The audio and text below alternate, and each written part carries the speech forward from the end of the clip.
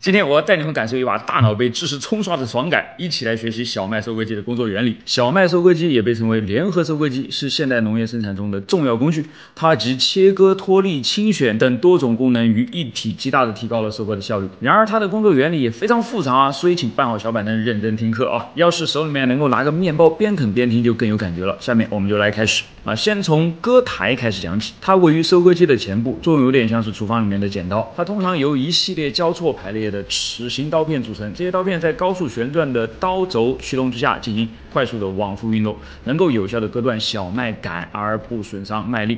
这些被切割的麦秆通过一个输送螺旋被送入到机器内部进行进一步的处理。同时啊，割台还配有自动的调节系统，能够根据地形的起伏自动适应高度，确保割刀始终保持在最佳的收割位置。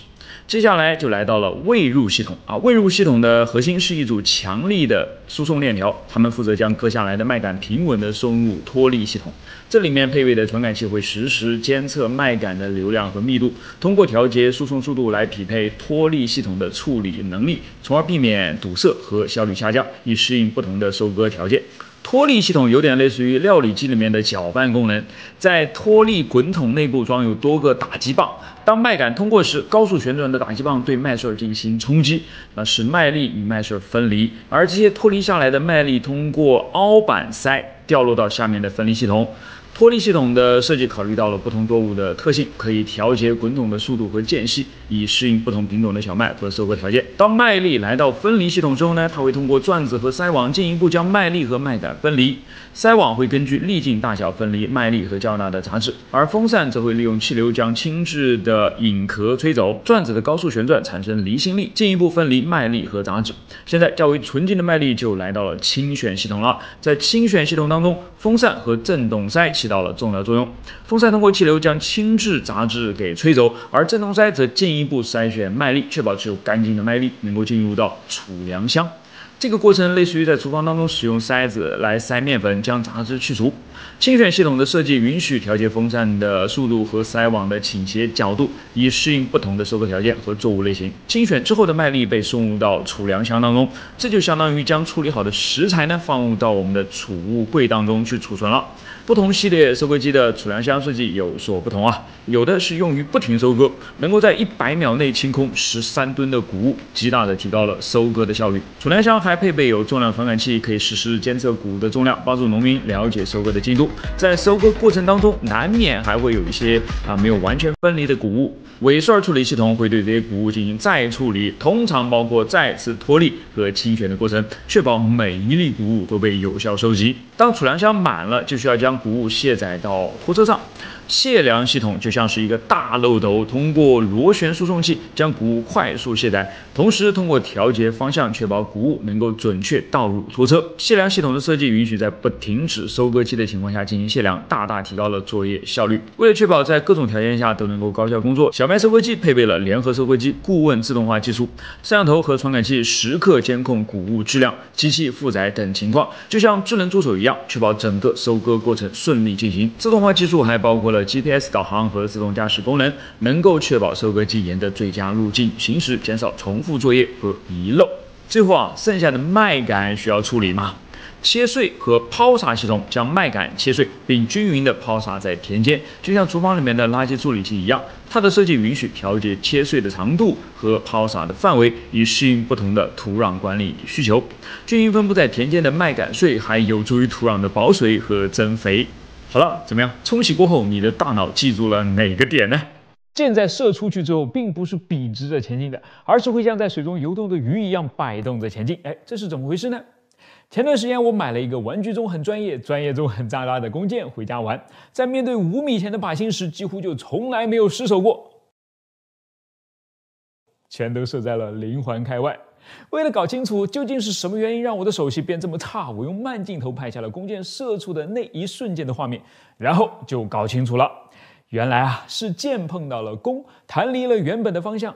这下我就放心了，不是我自己水平差，只怪弓呢，他不太讲武德。但是你说他现在不讲武德，以前就讲吗？以前的弓箭手不也是会碰到这个问题的吗？他们是如何解决的呢？我是百科全书火箭叔，这个问题呢，把我带到了弓箭手悖论上面，在了解完了之后，发现非常有趣，分享一下。首先，正如前面在我拍下的那个慢镜头里面可以看到的，箭在射出去之后，并不是笔直着前进的，而是会像在水中游动的鱼一样摆动着前进。这是由于我们所使用的箭支并不是绝对的钢体，它们都是有弹性的。在射出去的一瞬间，箭的屁股最先感受到来自弦的强大推动力，所以开始往前运动。与此同时呢，这股力量也顺着箭身往前传递，每到一处就会推动这处的箭身一起前进。虽然很快，但毕竟也是有时间差的，所以在箭的尾巴动起来的那一瞬间呢，其实箭头还没有开始动，其结果就是箭身被弯曲了，自然就会一扭一扭的往前飞了。箭身弯曲的程度取决于它的弹性大小，这个在专业上叫做箭支的桡度。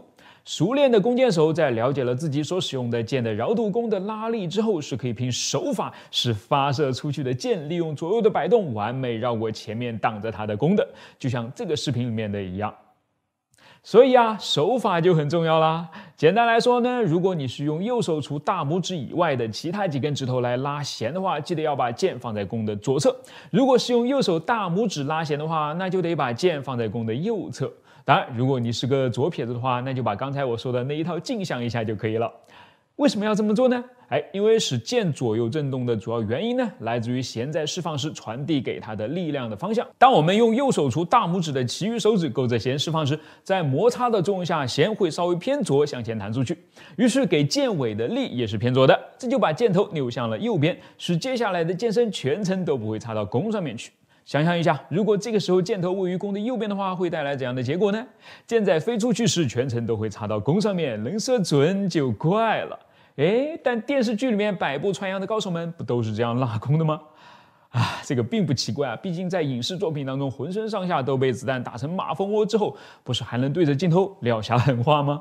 回到弓上面由于箭支桡度的存在，以及它一扭一扭的独特前进方式，就让瞄准变得非常反直觉了。如果还按照传统的瞄准方式将箭头所指的延长线指向目标的话，你是永远都碰不到目标的。只有当你把它歪向一边时，才有可能会命中。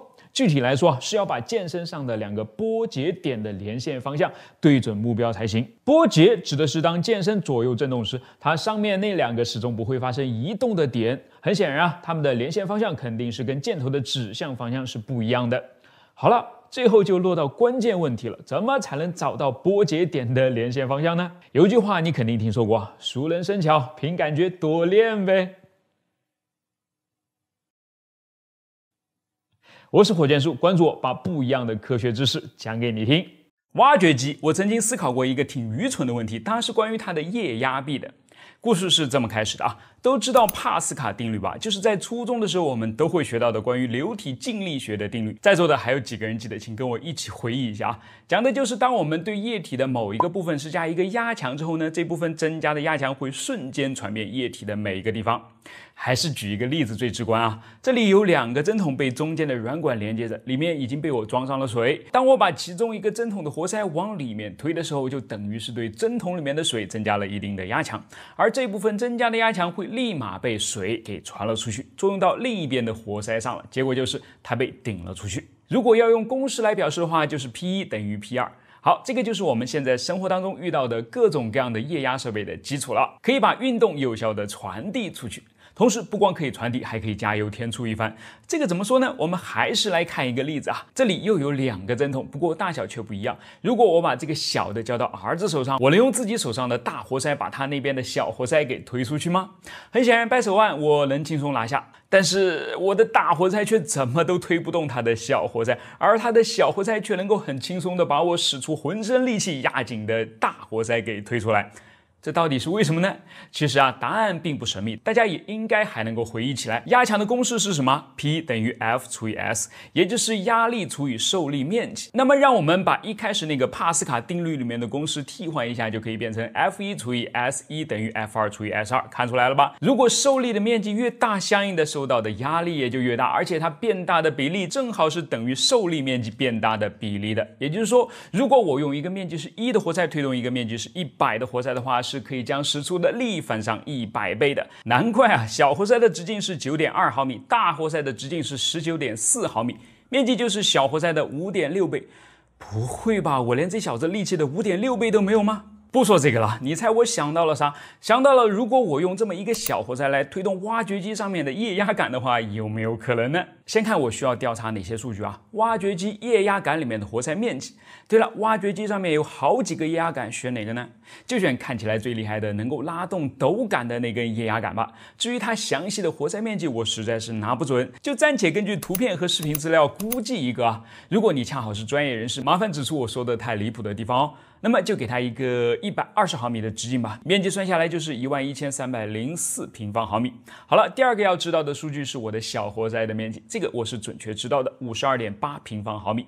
第三个要知道的是我最多能给小活塞多大的力量，这个我还真不太清楚啊。那就直接拿一个现成的数据来替代一下吧。62公斤级男子抓举世界纪录的154公斤，于是啊，在经过液压系统的放大之后，这个力量就变成了32956公斤，能把斗杆拉动起来开挖吗？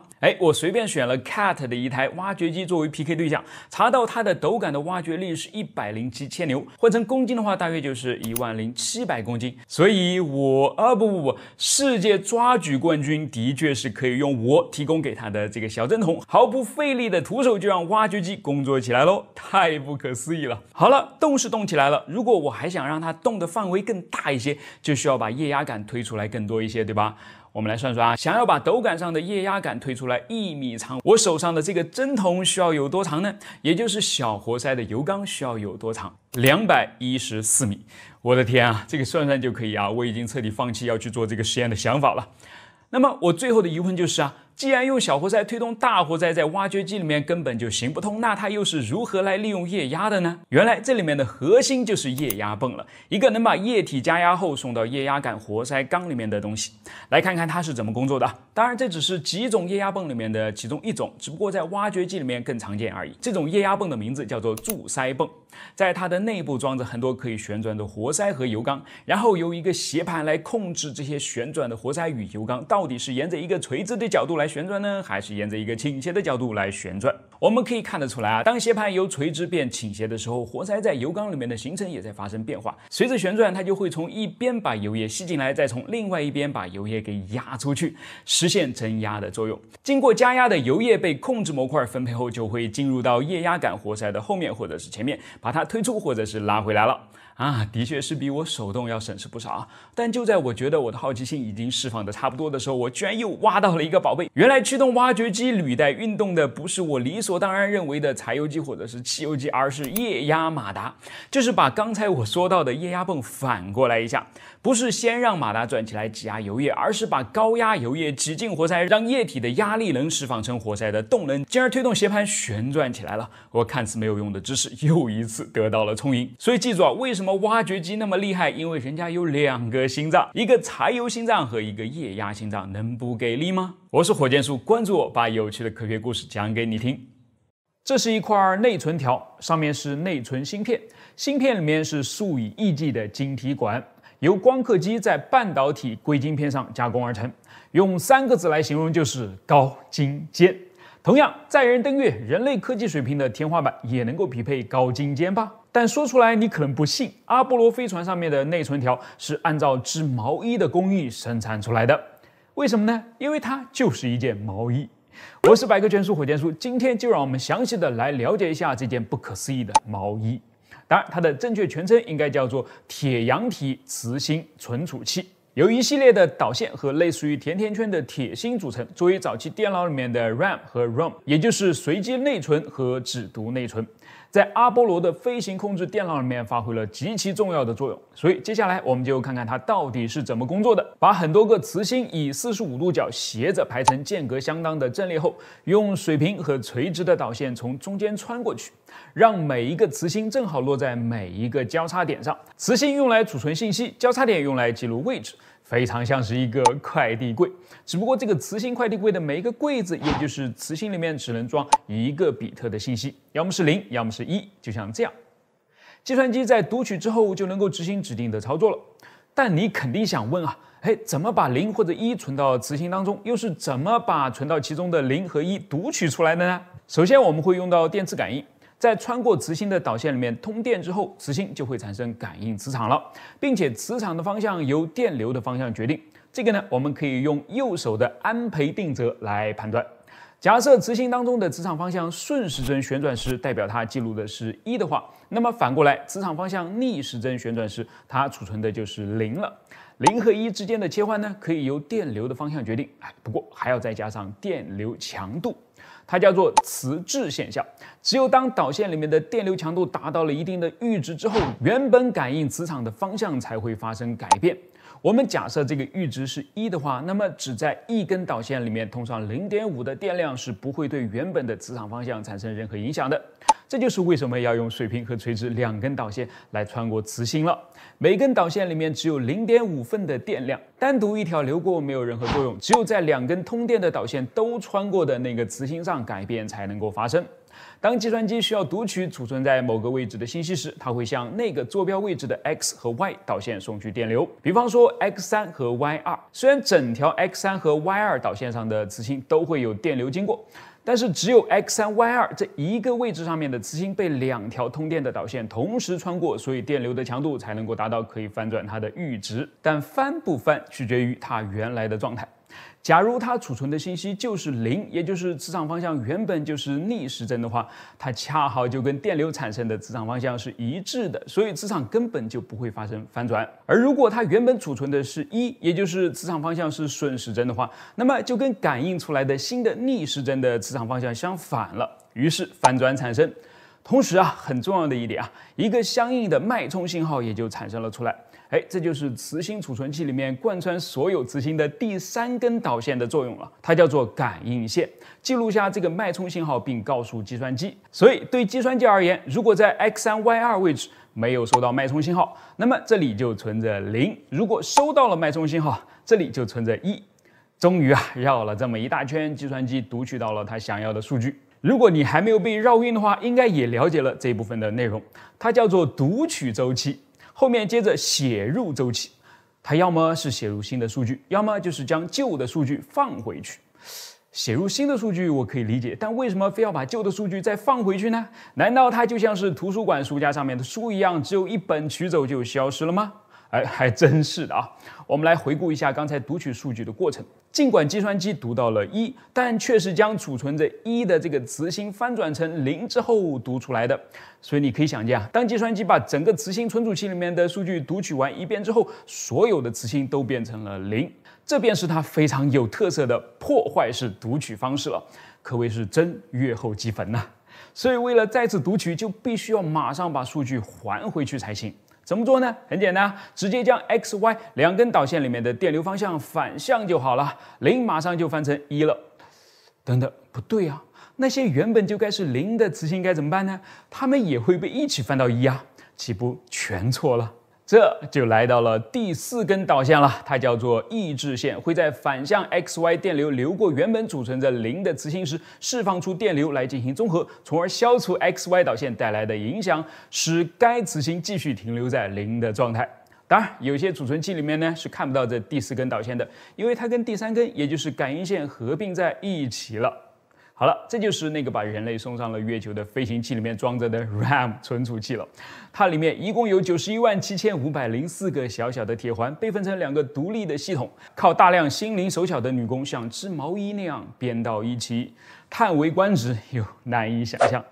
我是火箭叔，关注我，把不一样的科学故事讲给你听。让我们来建一座桥，什么桥呢？最容易想到的就是拱桥了。把拱放下面，可以。把拱放上面也可以，把拱放中间呢，还是可以这样的桥见过太多了，不新鲜。那么把拱倒过来建一座桥可以吗？就像这样。这桥真能这么建吗？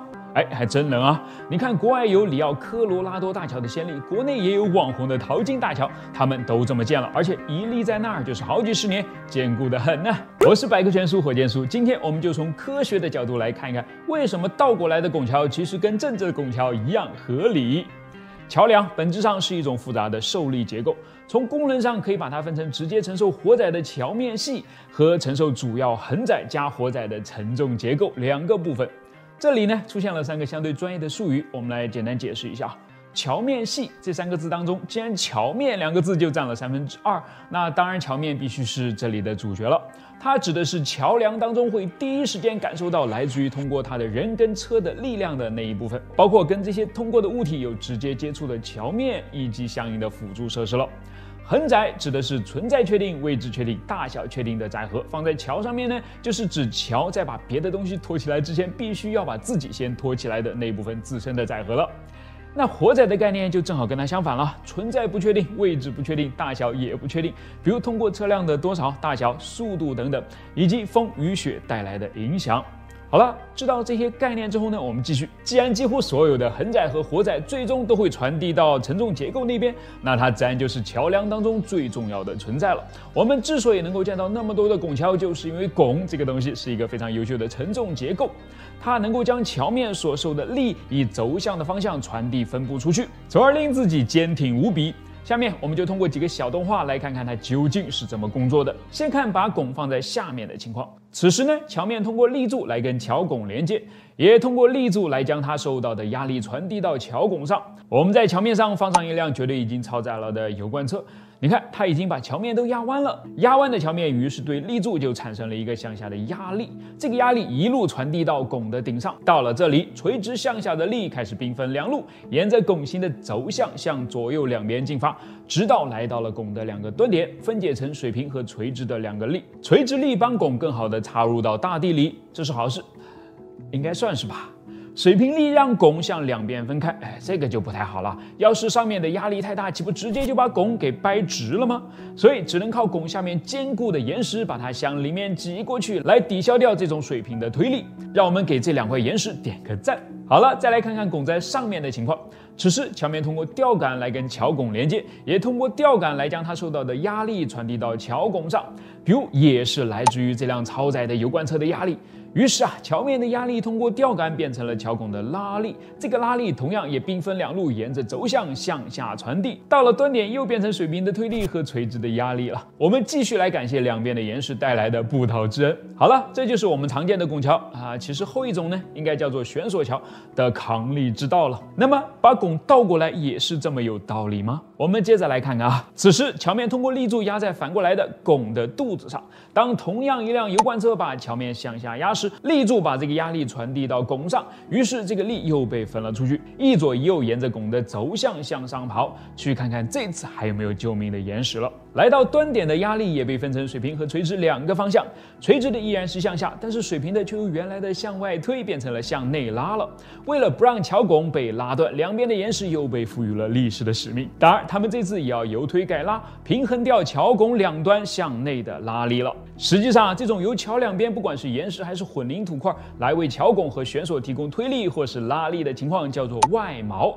它对施工要求和地质要求都很高，不是在每个地方都有适合的条件的。比方说湖南洞口县陶金村的木鱼塘峡谷了，它就既没有开阔的施工条件，又没有坚固的岩层作为依靠那可怎么办呢？这个时候就轮到自锚出场了。跟外锚不同，不管是需要推力还是拉力，自锚都能够靠桥梁自己来解决。怎么解决呢？很简单就是把拱的2个端点跟桥面的2个端点锚接在一起，把原本该由两边的岩石提供的力变成由桥面提供，准确点说是由桥面下的承力梁来提供。于是这些梁就要么得抗压，要么得抗拉才行了。好在这些相比起无法抗拒的自然条件，既容易解决也便宜得多。所以淘金大桥就是这么来的，它叫做自锚上层式悬带桥。在把拱径向一下之后，既省出了85%的建造费用，又靠着这么个自己把自己约束起来的家伙，让本来就风化严重的山体长舒了一口气。好了，这就是今天关于这座奇怪桥梁的科学解释了。最后补充一句自锚式桥梁结构当然不是只会应用在这儿，很多正常的悬索桥都是自锚的。而且关于桥梁的设计，今天咱们讨论的本身也是很不全面的，欢迎大家来补充。我是火箭叔，关注我，把不一样的科学知识讲给你听。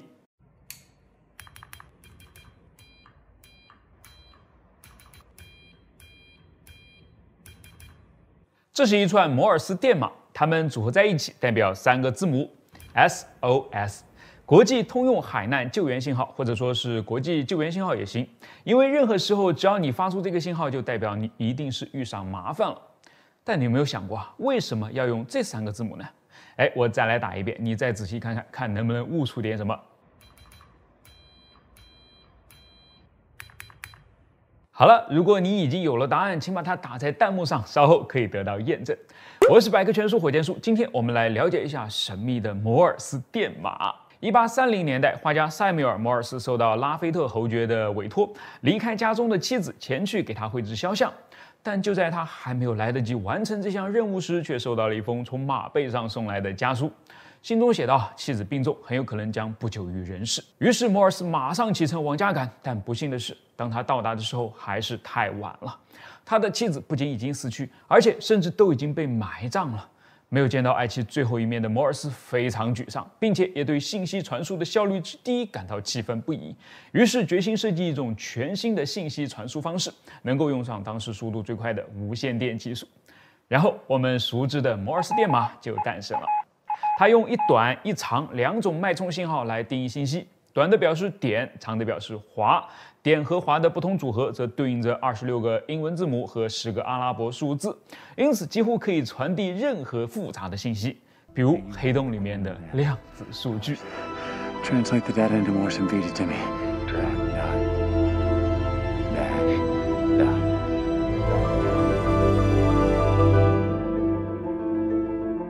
那么问题来了，当年摩尔斯是依据什么原则来为每个字母定义它们专属的点花图案呢？是随机的吗？看上去有点像啊，完全没有规律，有没有？但是等等，如果我们把它放在一个二叉树上，似乎看上去就有点意思了。在这里，每一个分叉的左边都代表一个点，而右边则代表一个华。分叉了几层呢，就代表着有几个点或者几个华。一眼我们就可以看出来啊，字母 E 用一个点就能敲出来了。T 也够简单，就是一个华。要敲 S 呢，就是左左左点点点。要敲 O 呢，在二叉树中正好跟 S 是对称的，右右右滑滑滑。要敲 P， 左右右左点滑滑点，有点绕了啊。敲 Z 也是这样，滑滑点点。总的来说，成绩越往下分叉越多，敲起来就越复杂；成绩越往上差分的越少，敲起来就越简单。恰好敲起来越简单的正是使用频率越高的字母，而敲起来越复杂的正是使用频率越低的字母。所以你会觉得它们只是一种巧合吗？怎么可能呢？这就是摩尔斯当初的设计原则了，能够让人们用最快的速度来发出信息。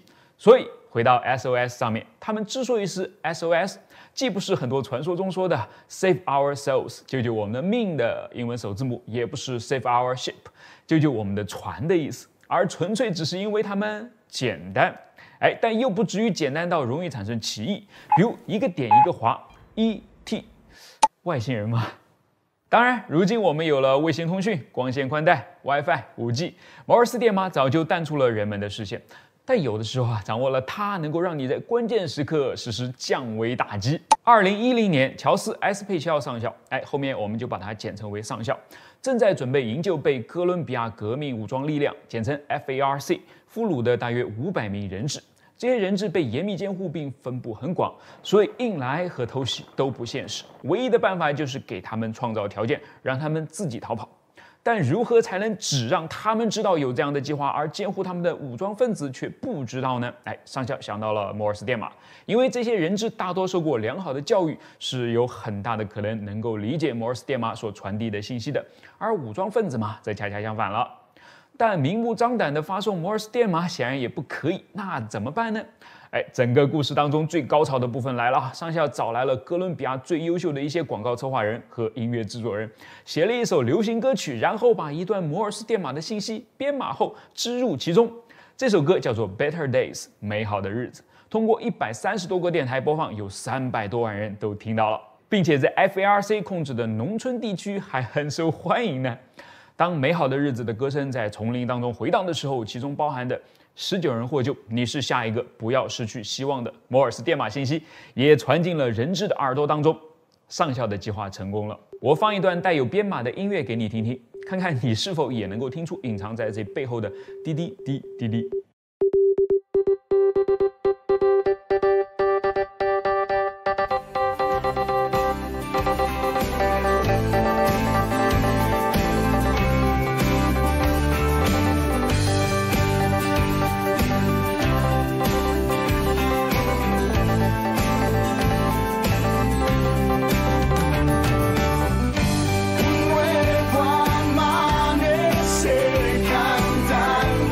有没有听出来？融合的真的很完美，有没有？所以当2011年这项任务解密之后，美好的日子还去戛纳拿到了一座金狮奖呢。其实类似这样使用摩尔斯电码获救或者是秘密传递出信息的例子还有很多，我就不一一列举了。只是下次当你看到有人向你频频眨眼睛时，你要思考一下，他是不是在给你打暗号了？最后咱们来互动一下，顺便也帮你巩固一下，认真听听我敲出来的这段话是什么。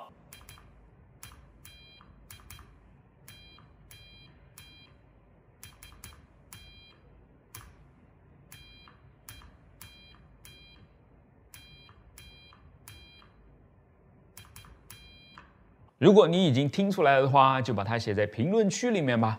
我来看看谁会是第一个答对的。积极留言有惊喜哦！我是火箭叔，关注我，把不一样的科学故事讲给你听。要是你坐飞机的时候正好选了一个靠窗的位置的话，你大概率是会看到过发动机短舱上面的这个小片片。如果你的眼睛再尖一点的话，还有可能看到机翼上居然也有很多这样的小小片片。它们是干什么呢？它们是飞机用来以毒攻毒的。我是百科全书火箭叔，下面呢我就来解释给你听。湍流你一定听说过啊，而且直觉告诉你它一定不是什么好东西。的确湍流不光会造成飞机颠簸，严重的话还会让飞机失速，从而面临更大的危险，所以算是第一个毒。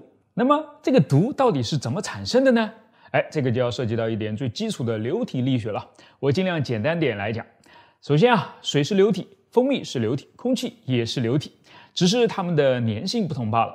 当流体流过一个物体表面时，它与物体之间就有了一个边界层。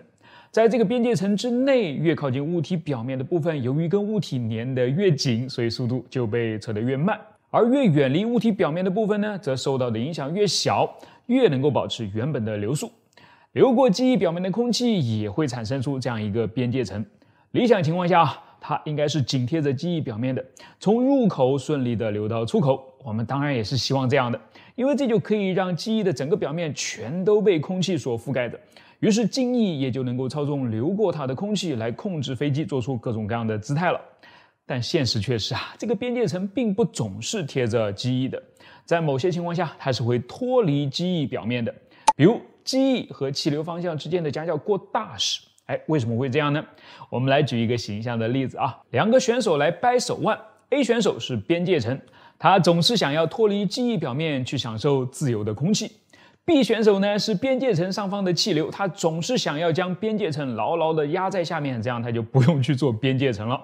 一开始呢，当机翼跟气流的方向还比较平行的时候， B 选手是比较占优势的，所以边界层还能够被压在机翼表面。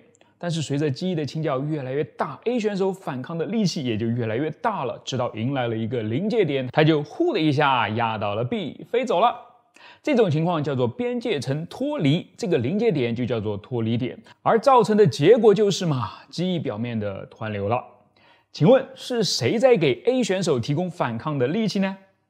是伯努利他老爷子因为根据伯努利效应呢，流速越慢，压力越大。当机翼倾角越来越大时，贴近它的边界层的阻力也就越来越大了，于是流速自然是越来越慢了，换来的就是更大的压力，对抗 B 选手的压力，直到把 B 给压垮。好了，那第二个毒是什么呢？是涡流。飞机在前进时，气流不光会纵向流过机翼的上下表面，还会横向从翼根流到翼梢，然后到了这儿，下方的高压气流就会绕个圈，跟上方的低压气流来一个胜利大会师，顺便把这个圈圈延续下去。这种绕圈圈的气流就叫做涡流了。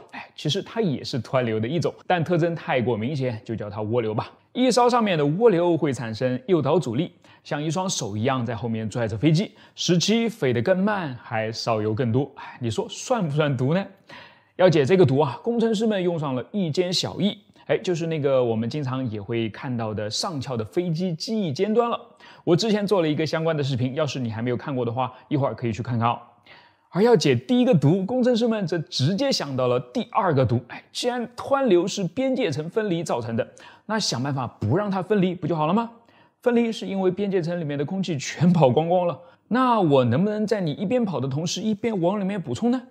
怎么补充？绕圈圈有如龙卷风一般的涡流不就很合适吗？利用它来把边界层外面的空气卷进来，补充里面的空气于是，一副副像这样缩小版的机翼被装到了机翼的上方、下方，还有发动机上面。它们共同的名称叫做涡流发生器，基本上都是成对出现的，并且与气流的方向有一定的夹角，以便产生足够充分的涡流来对抗湍流，从而减少飞机的失速可能，提高飞机的操纵性能。来看看效果啊，这是经过波音777发动机短舱上面的涡流发生器改良后的气流。这是经过波音767机翼上的涡流发生器改良后的气流，多么服帖，多么服气！哎，对了，你说汽车不也是会面临这样高速流动的气流吗？咱们也能用这玩意儿把它整得服服帖帖吗？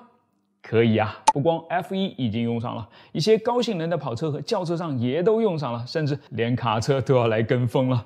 用上涡流发生器后，剩下的那部分油钱还真是香啊！所以我该如何利用这么一对涡流发生器呢？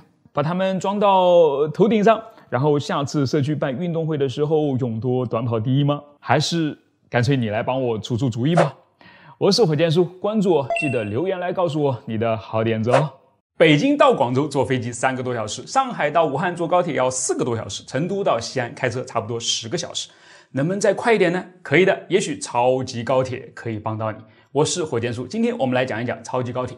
什么是超级高铁？它发展到哪一步了？它真的是未来的理想交通工具吗？好，现在我们就进入主题。2012年 Elon Musk 首次提出了他关于未来超高速运输系统的构想。在最初发布的设计里，这个被装在半真空管子里面靠电磁力推动的车厢，由于干掉了影响车辆速度的2个传统因素，摩擦力和空气阻力，所以可以以接近音速的每小时1200多公里的高速行驶。掰着指头算一下，一样是上海到武汉，要是超级高铁开通了的话，只需要40分钟就够了，意味着你可以早上吃完热干面，然后准时的出现在陆家嘴跟同事们说 morning， 厉害吧？那么超级高铁靠什么让自己开得这么快呢？简单介绍一下它的工作原理啊。拿你喝珍珠奶茶时的状态举例，超级高铁的车厢就像是你吸进吸管里面的一粒珍珠，只不过推动它前进的力除了空气压力以外，主要是电磁的排斥力。童年幸福的宝宝一定拿2块磁铁这样玩过，那么吸管本身肯定就是超级高铁运行其中的管道了。我们都知道啊，当车厢快速往前移动时，会压缩前方的空气，而聚集在管道前方的压缩空气会产生大量的阻力，使车速下降。该怎么办呢？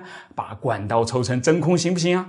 看来你很机智哦。可是可以啊，但难度太大，而且还相当危险。后面我们会说到的。所以超级高铁的管道里并不是完全的真空，只不过里面的空气的确是被抽走了一大部分，然后在车厢头上装上像是飞机引擎上一样的压缩风扇，一边前进一边吸入前方的空气，把它们导向车厢后方，获得额外的推力。同时它还有更大的作用，就是将这些压缩空气吹到车厢下方，形成一个能够让车厢浮起来的气垫，这样连摩擦力也没有了，一举两得后，能跑得不快吗？当然，超级高铁还有另外的优势啊，由于完全封闭，所以完全不受天气的影响，甚至连地震也不怕，因为支撑起管道的高架桥墩都采用了弹性的抗震设计，再加上每一节的管子都是独立的一个个单元，即使坏了也能够很容易的修复和替换，所以安全性也相当的理想。最后，由于几乎没有摩擦力和阻力的影响，所以只需要很少的能量就能够推动超级高铁跑起来了，简直是清洁能源最好的用武之地啊！如果能配合马斯克自己家的太阳能电池板一起用，那就更是比翼双飞，神雕侠侣了。问题是，自打提出这个概念并丢出一份白皮书之后呢，马斯克并不像他以往那般身体力行的投入到超级高铁的打造中去，只是每年在洛杉矶 SpaceX 总部的一条测试跑道上举办一场比赛而已。这是什么鬼啊？是给年轻人留机会，还是放个烟雾弹让竞争对手们吭哧吭哧先杀出一条血路来，然后再去收割？或许也可能只是他觉得殖民火星才是人生目标。不管怎么样啊，现在的确是有几家公司连同几个国家一起在抢着要建出第一条真正的超级高铁来了。理查德·布兰森这几年被埃隆·马斯克盖过了风头的亿万富翁，正在用自己的维珍超级高铁1号实践着马斯克的梦想。助力这个梦想的是印度和沙特，这2个国家放在一起怎么有点……总之啊，布兰登已经说服了印度联邦运输部长以坐火箭的速度升级一下自家的火车系统，在孟买和新德里之间修一条维珍超级高铁。至于完成时间嘛，就跟印度一样神秘。沙特这边呢，是希望用超级高铁来连接起它在海湾的几个主要城市，为每年穿梭其间的4500万个乘客提供1小时内到达的都市全服务。尽管已经同意使用维珍的超级高铁系统展开一系列国家级的可行性研究，并建设一条35公里长的测试轨道，但维珍在这里却有一个强劲的对手——超级高铁运输技术公司，简称超级高铁 TT， 也计划在沙漠中央建起一条跑道，连接起迪拜到阿布扎比，全长150公里的铁路只需要15分钟就嗖的一声到达了。剩下的公司和剩下的时间表还有准备在2028年连接起欧洲的 HART， 延续了欧盟的传统啊。HART 本身也是由荷兰、波兰、西班牙和加拿大的几家公司联合成立的，希望他们不要在还没有建起之前就闹起了脱欧的矛盾。所以我们有希望在下一个10年就看到超级高铁遍地开花吗？我严重怀疑。既然超级高铁那么美好，为什么中国却显得完全无动于衷呢？日本高速铁路的发明者同样也毫无动静，为什么呢？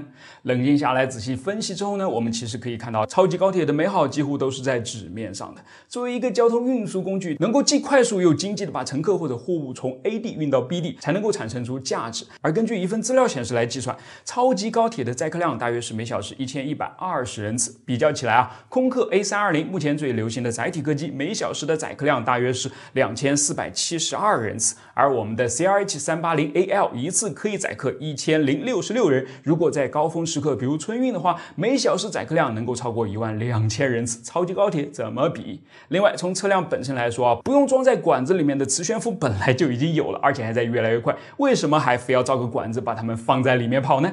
你真不怕大气压力发威的时候吗？最后，超级高铁告诉我们很省钱。是的，谁都知道没有了阻力，轻轻一推它就跑。但减少阻力本身它不花钱吗？谁来抽出空气，谁来让车厢浮起来？是不用开工资的奥利给吗？好了，基本上呢，这就是我们今天要讲的内容。更快的交通方式肯定会出现，但究竟会是什么呢？大家可以留言来讨论。我是火箭叔，关注我，让你爱上科学。